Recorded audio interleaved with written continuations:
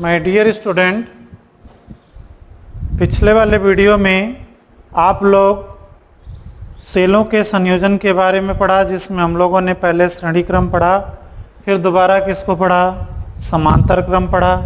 अब आता है विद्युत शक्ति, विद्युत ऊर्जा क्या होती है। इस वीडियो में हम लोग पढ़ेंगे विद्युत ऊर्जा। इलेक्ट्रिकल एनर्जी होती क्या है? जब किसी परिपथ में विद्युत धारा प्रवाहित की जाती है तो विद्युत धारा प्रवाहित करने के लिए विद्युत स्रोत द्वारा उसमें जो धारा को, आवेश को प्रवाहित करने के लिए जो ऊर्जा दी जाती है, उस ऊर्जा को हम क्या कहते हैं? विद्युत ऊर्जा कहा जाता है। तो आप लिख सकते हैं इसकी परिभाषा, किसी विद्युत परिपथ में विद्युत धारा प्रवाहित करने के लिए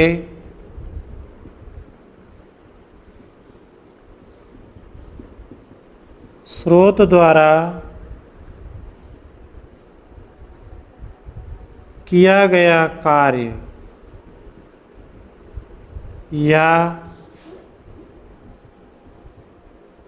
स्रोत द्वारा दी गई ऊर्जा को विद्युत ऊर्जा कहते हैं। क्या कहते हैं बच्चों इसको?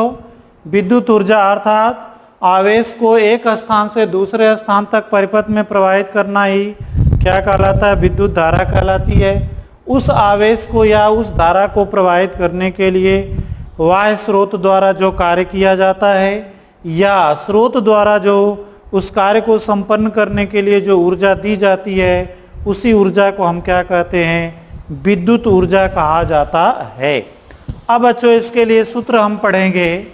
अब इसमें हम मान लेते हैं कि माना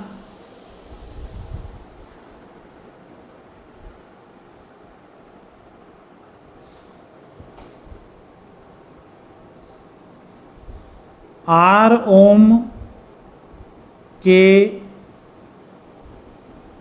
प्रतिरोध में I धारा T समय तक प्रवाहित की जाती है।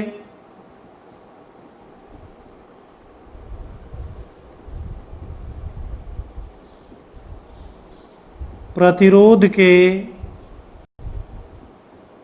सिरों के मध्य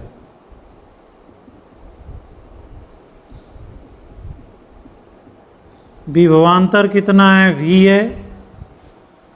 तो T समय में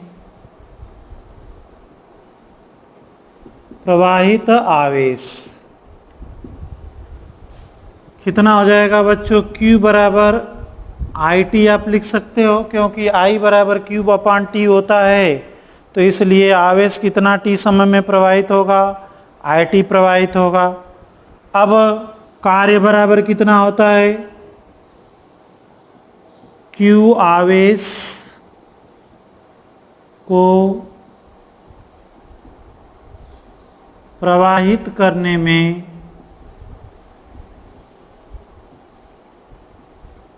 किया गया कार्य। कार्य बराबर कितना होता है बच्चों? कार्य बराबर आपका W V इंटू विभवांतर इंटू क्या होता है? आवेश होता है। तो इसका मान रखोगे V इंटू I इंटू क्या हो गया? T।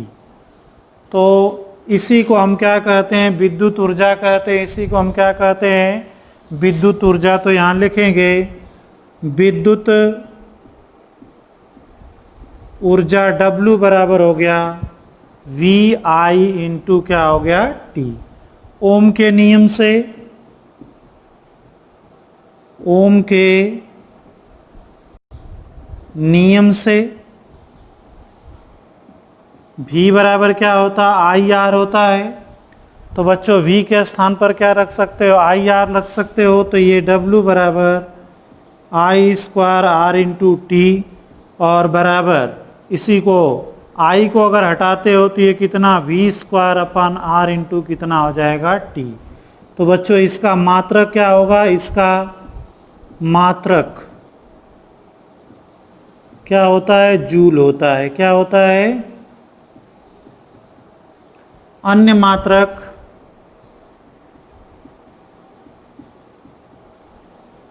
बच्चों इसका अन्य मात्रक होता है किलोवाट घंटा। क्या होता है, किलोवाट घंटा होता है। अब 1 किलोवाट घंटा बराबर क्या होता है, कितने जूल के होगा। तो इसको हम लोग निकाल लेते हैं। 1 किलोवाट घंटा बराबर बच्चों 1000 वाट, और घंटे में कितने सेकंड होते हैं, 3600 सेकंड होते हैं। ये बराबर 3.6 गुणे 10 घाते जूल होता है। ये कितना होता है, 10 घाते 6 जूल होता है बच्चों। तो जो हमारे घरेलू डोमेस्टिक जो हम बिजली का यूज़ करते हैं, जो विद्युत ऊर्जा का यूज़ करते हैं, वो किस में मापी जाती है, किलोवाट घंटा में। इसी को 1 किलोवाट घंटा को हम क्या कहते हैं, 1 यूनिट कहा जाता है। इसी को हम क्या कहते हैं, यूनिट। 1 किलोवाट घंटा को हम क्या कहते हैं, 1 यूनिट कहा जाता है।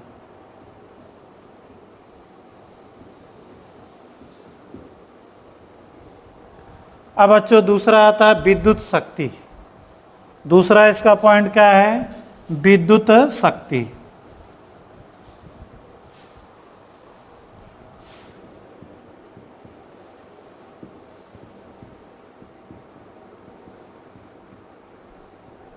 विद्युत शक्ति क्या है बच्चों, किसी इलेक्ट्रिकल या किसी मशीन द्वारा या किसी वस्तु द्वारा या किसी विद्युत उपकरण द्वारा 1 सेकंड में जितनी विद्युत ऊर्जा का व्यय करता है उसे हम क्या कहते हैं, विद्युत शक्ति कहा जाता है। प्रति एकांक समय में विद्युत ऊर्जा व्यय की दर को हम क्या कहते हैं, विद्युत शक्ति कहते हैं। इसे बच्चों P से प्रदर्शित करते हैं। किससे प्रदर्शित करते हैं, P से प्रदर्शित करते हैं। तो अब बच्चों P बराबर क्या होता है, W बटे क्या होता है, T। तो इस सूत्र में आपने देखा W बराबर कितना होता है, VIT। तो यहाँ पर आप रख देंगे VIT अपान T, T से T कैंसिल होगा। तो इलेक्ट्रिकल इंस्ट्रूमेंट की शक्ति कितनी होती है, V इंटू आई। इसको इस रूप में भी लिख सकते हैं, कितना लिख सकते हैं, V स्क्वायर अपान R, या आई स्क्वायर इंटू कितना होता है, R होता है। बच्चों इसका शक्ति का, विद्युत शक्ति का मात्रक, विद्युत शक्ति का मात्रक वाट होता है। अन्य मात्रक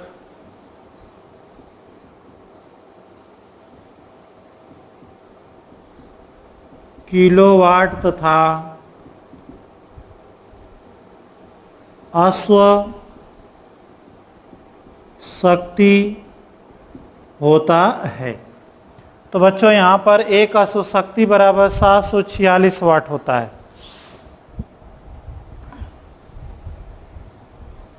ये आप जानते रहेंगे। एक अश्वशक्ति, एक अश्वशक्ति, इसको ही बच्चों एचपी कहते हैं। जो हमारे घरों में मोटरें यूज की जाती हैं उसको हम किस में मापते हैं? Horse power, HP. तो एक अश्वशक्ति बराबर होता है 746 वाट। एक अश्वशक्ति बराबर कितना होता है? 746 वाट। अब बच्चों एक इंपॉर्टेंट चीज आती है कि जो हमारे घरों में विद्युत सप्लाई की जाती है, जो ये विद्युत सप्लाई की जाती है, ये जो पावर स्टेशन होता है वो हमारे डीपी के पास हमेशा उच्च विभव पर क्यों सप्लाई की जाती है? तो उसका कारण हम लोग इसको हमेशा याद रखेंगे, उच्च विभव पर ही सप्लाई की जाती है। देखते हैं, यदि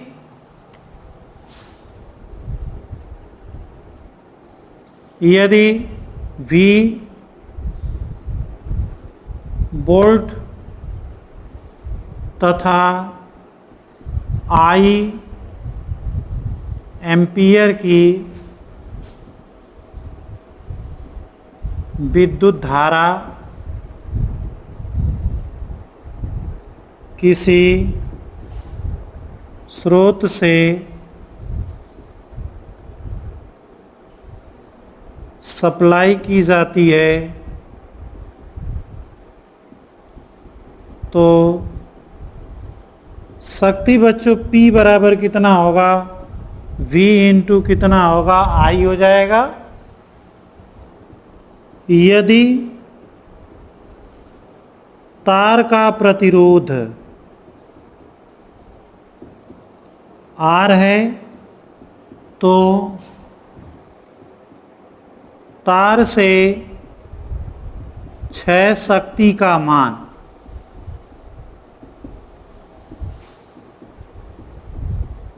PC बराबर बच्चों होगा PR बटे V स्क्वायर। कितना हो जाएगा? PR बटे कितना होगा? V square.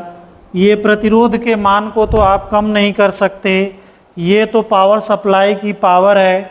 अब बच्चों यदि उच्च वोल्टता पर हम सप्लाई करते हैं तो तार से शक्ति का क्षय क्या होता है? कम से कम हो जाता है। इसीलिए जो पावर हाउस से लंबी दूरी तक एक शहर से दूसरे शहर को बिजली सप्लाई की जाती है तो वह सदैव किस पर की जाती है? उच्च विभव पर की जाती है। उच्च विभव पर सप्लाई करने पर जो उनके तार से विद्युत का जो क्षय होता है, तारों में जो ऊष्मा के रूप में उनके प्रतिरोध के कारण जो शक्ति का क्षय होता है, जो शक्ति का लॉस होता है, वो क्या होता है? कम हो जाता है। इसीलिए एक शहर से दूसरे शहर तक विद्युत सप्लाई के लिए सप्लाई हम किस पर करते हैं? उच्च विभव तथा निम्न धारा पर उसको सप्लाई की जाती है। यही कारण है कि सप्लाई के लिए हम लोग हमेशा उसको उच्च विभव पर करते हैं, और जब हमारे घरों के पास आती है तो ट्रांसफार्मर लगा करके उसका वोल्टेज को हम क्या करते हैं? कम कर लिया जाता है। अब बच्चों इस पर एक क्वेश्चन है, उसको देख लीजिए। एक न्यूमेरिकल प्रश्न है।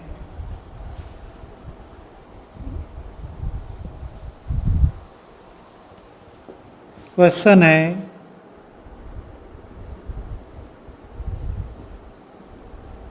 एक विद्युत बल्ब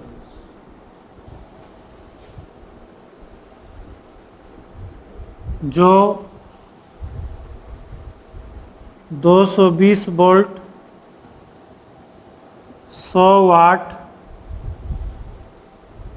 एक बल्ब जिस पर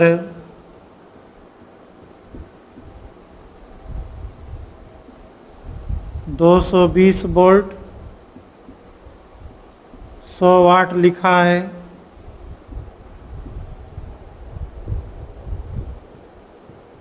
इसे 110 वोल्ट के स्रोत से जोड़ा जाता है। तो बल्ब से शक्ति क्षय का मान ज्ञात कीजिए।